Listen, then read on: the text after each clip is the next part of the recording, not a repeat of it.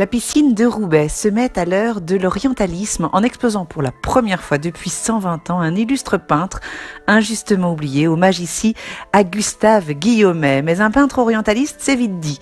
Rien de voyeur dans ses œuvres, rien d'exotique non plus. Le voyage ressemble davantage à un reportage qu'à un Orient rêvé et fantasmé, comme ça se faisait à l'époque. Nous sommes dans les années 1860 et notre artiste succombe au charme des paysages d'Algérie, puis se prend d'affection pour son peuple, ses modes de vie, ses oppressions aussi, sujet ô combien sensible aujourd'hui comme hier. Si l'artiste est éperdument épris des grands espaces, des lumières si particulières et du désert abyssal, il l'est aussi du peuple algérien et de ses conditions de vie au premier temps du joug colonial. Guillaumet est ici une véritable révélation artistique et historique. Sa peinture est empreinte d'honnêteté, de lucidité, d'empathie aussi.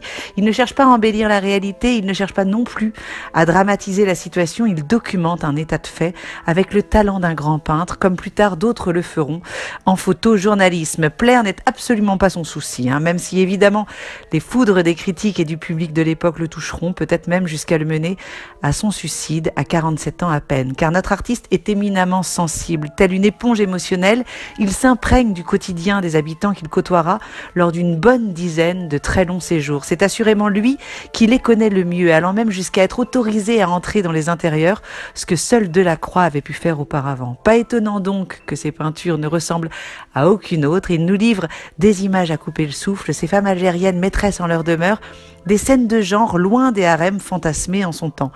Et puis, il ira plus loin. Certains diront même à l'époque beaucoup trop loin, en osant faire de la grande peinture d'histoire insubordonnée. Là encore, dans la veine de Delacroix, son œuvre monumentale Famine coûtera cher à son image et à sa notoriété, osant dénoncer la misère humaine et la répression réelle d'une période coloniale que la propagande présentait comme une pacification. C'est la seule œuvre connue à ce jour qui témoigne du drame de cette année 1868, durant laquelle un tiers de la population algérienne périra, frappée par la faim et les épidémies. Face à la virulence sans précédent de la critique à l'égard de son œuvre monumentale, Guillaumet abandonnera dès lors les représentations historiques et leur préférera les paysages nus et désertiques baignés d'une lumière chaude.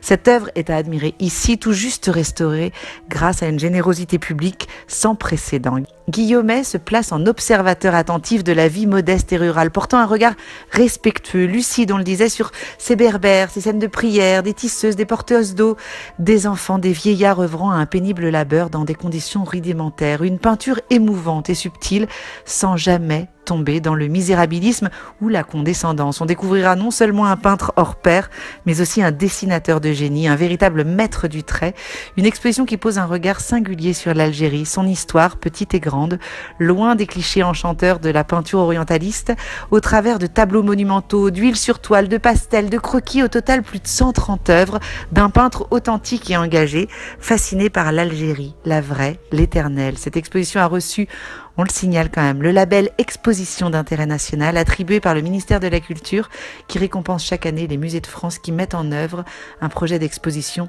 remarquable.